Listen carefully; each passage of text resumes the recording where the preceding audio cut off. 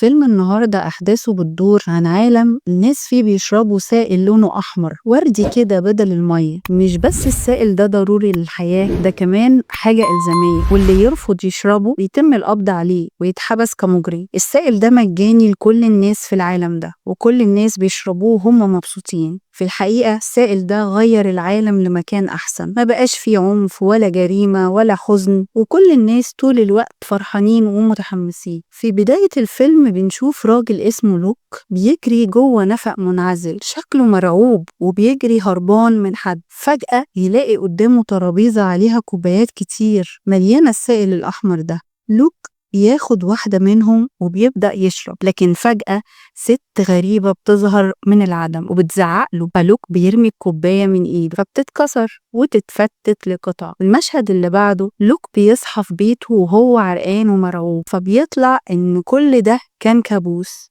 بيروح على المطبخ ويسلم على مراته كيم اللي حامل وقربت تولد. بعدها على طول كيم بتملى كوبايتين من نفس السائل وبتحطهم على ترابيزة السفرة اللي جوزها قاعد عليها.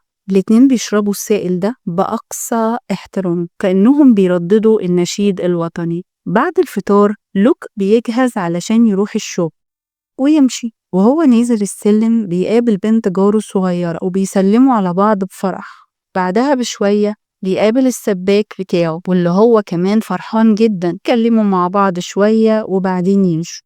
في الطريق للمكتب لوك بيسمع نشرة الطقس في السماعات وبيبتسم بهدوء لما يعرف إن النهاردة كمان هيكون يوم مليان طاقة. هو بيشتغل في شركة مالية كبيرة مشهورة جدا في المدينة، وكمان لوك موظف ممتاز كل يوم بياخد مدح من مديره على شغله وعلى إخلاص. قبل الغدا كل الموظفين بيقفوا في صف واحد وبيشربوا مية الورد دي مع بعض، بيحطوا ايديهم على صدرهم ويشربوا السائل الغريب ده بكل فخر. وفي وقت متأخر من المساء والكل بيخلص شغله، فجأة الست بتحذر لوك انه ما يشربش مية الورد لأنها مخدر بيستخدم لتغيير الجهاز العصبي تدريجيا. الحكومة بتحاول تسيطر على الناس وتخليهم عبيد ليها. قبل ما الرسالة تتقطع الست بتدي إحداثيات مكانها وبتقول إنه لو في حد عايز يخرج من العالم ده لازم يلاقوها وياخدوها. لوك بيرجع يسأل زملائه في الشغل إذا كانوا هم كمان وصلتهم الرسالة، لكن ولا واحد بيرد عليه.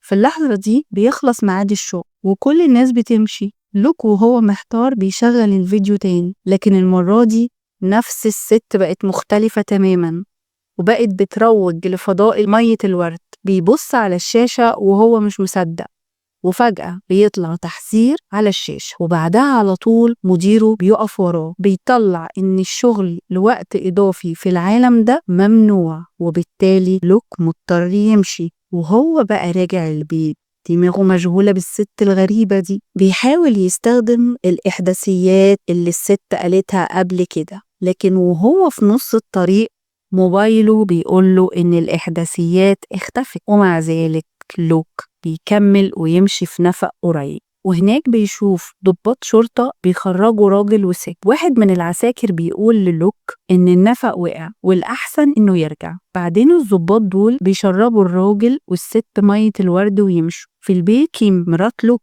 بتدي له كوباية مية الورد زي العادة، لكن المرة دي ما بيشربهاش وبدل كده بيكبها في الحوض. بالليل لوك بيجيله كابوس تاني، بيجري في غابة مظلمة وقاحلة وست من السما بتنادي عليه. بيصحى مفزوع ويلاقي دم على ملاية السرير، والصور اللي على الحيطان مايلة ومشوهة، وكمان البيت كان متزين كويس بقى مهمل ووسخ. لوك مرعوب بيجري على مراته، لكن المفاجأة إنها كمان اتغيرت. كيم اللي كانت دايما جذابة وفرحانة بقت عصبية وانتقامية، بتزعق له علشان صحي متأخر وتعمل له فطار مقرف جدا، حاجة ما يقدرش ياكلها. لوك بيسألها عن الفطار، لكن كيم وهي متضايقة بتديله حاجاته وترميه برا البيت. وهو نازل من على السلم بيشوف بنت الجيران، لكن المرة دي مش زي الأول، باردة وقليلة الذوق. بعدين بيقابل السباك اللي هو كمان بيتعامل معاه بوقاحة. كل الأحداث الغريبة دي بتخوف لوك جدا، وبيبدأ يفكر هو عمل إيه غلط. لما بيوصل مكان شغله بيلاقي كل زمايله في حالة بؤس، بيكسروا المكتب ومديره بيزعقله عشان جه متأخر، وكمان بيشك فيه على طول إنه ما بيشربش مية الورد. المدير ما بيهتمش بأرباح أو خسائر الشركة، ده أهم حاجة عنده إن الموظفين يشربوا مية الورد. بعد مشادة كلامية لوك يمشي من غير ما يشرب زي ما المدير أمر. في المشهد اللي بعده وهو بيستعد يروح البيت، فجأة ضابطين شرطة بيجروا وراه، وبيطلع إن المدير بلغ الشرطة عن لوك، ولوك مرعوب إنه يتقبض عليه. لوك بيجري وينط في طابور ناس واقفين علشان يشربوا السائل الغريب ده، وياخد كوباية ويمثل إنه بيشرب علشان العساكر ما ياخدوش بالهم منه. وبعد ما الخطر بيعدي، لوك بيتصل بمراته لكن ما بتردش. بعدين بيوصل البيت وبيخبط على الباب كذا مرة وبرضه مفيش رد. متعصب بيستخدم كود الطوارئ بتاع الأمان على الباب ويدخل، لكن اللي بيشوفه جوه بيصدمه. البيت اللي كان زمان نضيف ومرتب دلوقتي بقى في حالة خراب، والزبالة مرمية في كل حتة. فجأة بيسمع صوت ضحك وأنين جايين من الحمام. لما بيبص بيلاقي السباك مع مراته. لوك بيغلي من الغضب فيمسك سكينة ويطعن السباك أكتر من مرة لحد ما يموت.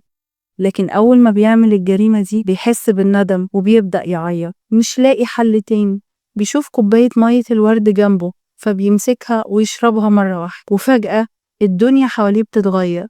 كل اللي كان مظلم وكئيب بيرجع طبيعي وهو مبتسم. باب الحمام بيتفتح وتطلع مراته ومعاها السباك يطلعوا. كانوا بيصلحوا الحمام، وكمان كيم فرحانة ومبسوطة. وأول ما السباك يمشي بتحضن جوزها وبيعيشوا لحظة مؤثرة. دلوقتي لوك حاسس براحة وكل حاجة بالنسبة له بقت شبه حلم. لكن وهو بيتفرج على إعلان في التلفزيون بيجيله وجع حاد في دماغه. بيرجع له كل الفلاش باك اللي حصلت معاه في اليوم ده. لما بيرجع لوعيه بيلاقي كيم واقفة جنبه وبتديه كوباية مية الورد، لكن حتى المرة دي وهو محتار بيرمي الكوباية من ايدها وبيرفض يشرب. كمان بيزعق لها انها توقف شرب المية دي لكنها مش بتتأثر. وهو بيحاول يقنعها توقف بيرجع له الصداع الحاد ده ويقع على الأرض. وفي لحظة البيت كله بيرجع شكله كئيب تاني. لوك بيحاول بالقوة يمنع كيم من شرب المية، لكنها بدل كده بتمسكه وتوقعه على الأرض وتتصل بالشرطة. كمان بتمسك سكينة وتحاول تطعنه. لكن لحسن الحظ لوك بيهرب من البيت ويقفل بالمفتاح، مصدق إن النفق هو المكان اللي ممكن يقابل فيه الست الغريبة دي اللي قابلها قبل كده. لوك بيجري هناك في الطريق بيخبط في ناس كتير بقوا غاضبين وناقمين. فجأة بط شرطة بيشوفوه ويبدأوا يجروا وراه، لكن لوك بيقدر يسبقهم ويستخبى في ركن. من هناك بيشوف الشرطة وهم بيجروا راجل تاني وبيشربوه مية الورد بالقوة. شكله هو كمان وصل ورسالة الست الغريبة، لكن للأسف اتقبض عليه. وفي الطريق بيجيله تليفون من مراته صوتها ناعم وبتقوله يرجع البيت، لكن هو عارف إنها كدابة. بيقول لها إن عمره ما هيرجع. في اللحظة دي الشرطة بتيجي، لكن قبل ما يمسكوه بيرمي موبايله ويهرب. بعد ثواني بيخرج أخيرا من النفق ويدخل نفس الغابة اللي شافها في حلمه، مظلمة وغريبة. لوك بيكمل يمشي شوية لكن في الآخر بيقع من التعب، ولما بيفوق بيلاقي نفس الست الغريبة جاية ناحيته وبتقوله مبروك إنه خرج من عالم الوهم. بعدها بتديله كوباية مية عادية وبتطلب منه يشربها. دي أول مرة لوك يشوف مية عادية، فبيبقى شاكك إذا كان لازم يشربها ولا لأ. الفيلم بينتهي وهو ماسك الكوباية وباصص في عين الست بنظرة حادة.